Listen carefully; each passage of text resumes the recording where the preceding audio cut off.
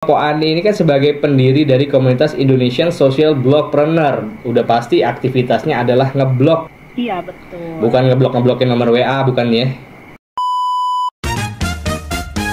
Yang disebut aktivitas blogging kayak gimana sih sebenarnya, Pak Ani?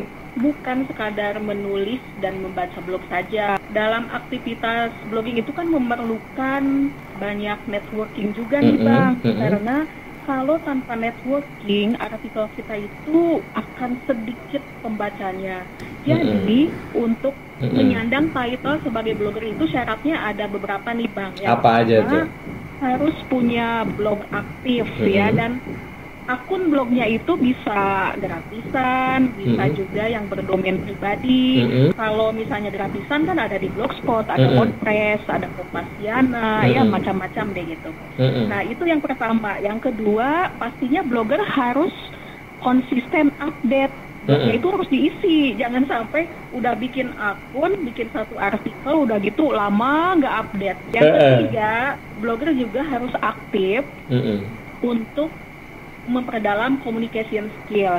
Karena perkembangan teknologi saat ini kan banyak banget platform yang bisa menunjang artikel blog ini supaya keterbacaannya banyak gitu. Jadi banyak banget hal-hal yang harus dilakukan. Untuk pemula ya yang mau jadi blogger, blog ini kan sifatnya personal nih, Bang. Bukan seperti media-media mainstream seperti harus pakai kode etik jurnalistik atau misalnya kaidah-kaidah jurnalistik lainnya. Tetapi walaupun penulis blog ini bebas ya, dia harus memperhatikan kontennya tidak boleh sara, tidak boleh memicu provokator atau lain-lain gitu. Kalau untuk pemula itu cukup dia itu punya cerita, Bang.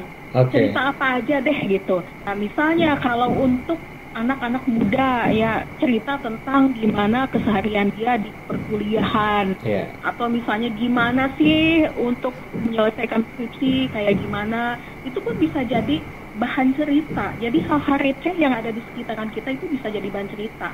Kalau misalnya belum mampu mengembangkan untuk membuat artikel blog, itu kan minimal ya, Bang ya, kalau untuk artikel blog itu yang bagusnya tuh 700 kata ke atas.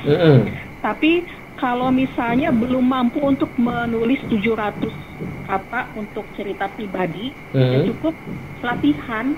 Kalau misalnya sudah mampu untuk menulis artikel tersebut, baru deh bikin akun di sebuah platform ya. Nah, untuk bikin akun blog itu tidak harus langsung yang berbayar, Bang. Pakai aja yang gratisan-gratisan dulu gitu. Nah, nanti yang gratisan ini bisa di-upgrade menjadi domain pribadi gitu. Teknik menulisnya berarti nggak harus kayak misalnya gini, kalau dalam penulisan berita atau jurnalistik itu kan harus ada kaidah 5W1H gitu ya kan? Iya. Nah, kalau menulis blog apakah juga sama? Atau ya yang penting nulis aja dulu deh gitu, soal teknik urusan belakangan, yang penting nulis aja dulu? Iya. Biasanya kalau untuk blogger itu menulis aja dulu, Bang. Karena blogger ini kan bukan penulis ya. Blogger ini berangkatnya dari orang awam, dari orang biasa, masyarakat biasa yang dia ingin mencurahkan aspirasinya ke dalam media online seperti blog ini gitu. Jadi mereka ya tidak perlu dibebani dulu dengan EYD atau misalnya kaidah 5W1H. Belum apa-apa nanti mereka udah mundur duluan, udah pusing duluan kan. Nah, makanya itu untuk yang mau belajar literasi, kenapa blog ini adalah sebagai platform yang termudah, karena mereka dipersilakan untuk menulis bebas dulu tentang apapun. Dengan catatan, kedepannya itu harus ada progres, Bang. Harus mau belajar. Nanti kalau dia terlatih untuk update blognya, nanti dia akan menemukan kesalahan-kesalahan apa nih. Apa nih yang perlu diperbaiki, apa yang perlu ditambahin, kayak gitu, Bang. Jadi untuk awalnya ya silakan nulis dulu dengan catatan ada progres untuk belajar ke depan.